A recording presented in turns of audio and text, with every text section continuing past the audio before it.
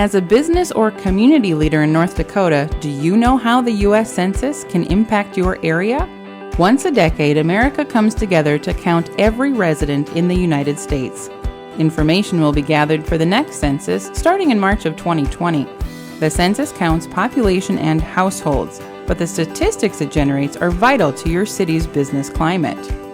The population numbers provide the basis for reapportioning congressional seats, redistricting, and distributing billions in federal funds each year to support states, counties, and communities' vital programs.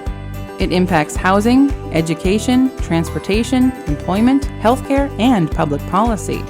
Why does the census matter to your community? There are federal dollars tied to each person living across the country, but the census is so much more. Retailers and restaurants use census data to determine if your community can sustain a business. If your community's population changed during the last 10 years, these developers are studying the numbers. Schools, hospitals, housing, and many other places receive federal funding based on the population served. Transportation, law enforcement, and local communities receive federal grant dollars and assistance through state programs.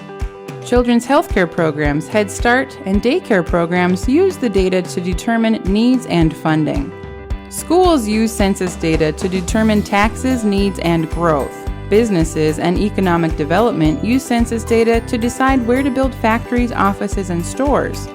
The census data is vital to your community. Since it only happens once every 10 years, it is important to have an accurate count.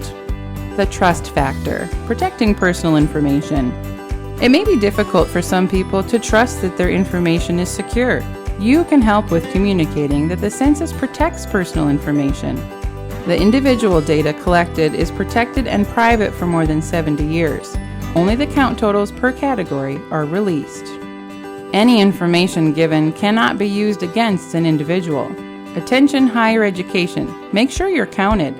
People are counted where they live and sleep most of the time.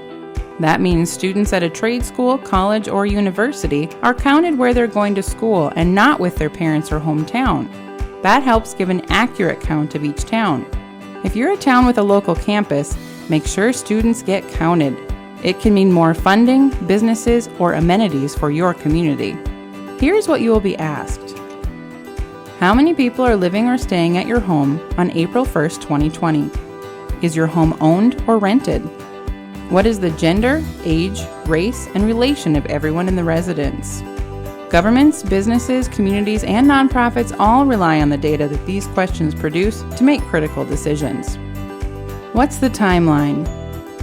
Residents will start seeing census forms in March 2020. Door-to-door counts will continue until end of July 2020.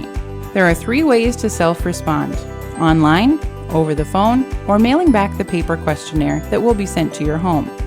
Here's how you can help. Make sure your community is accurately represented. Encourage neighbors, friends, relatives, other community members, and clients you serve to complete the census information and participate in local census events. Information seen in this video came from census.gov.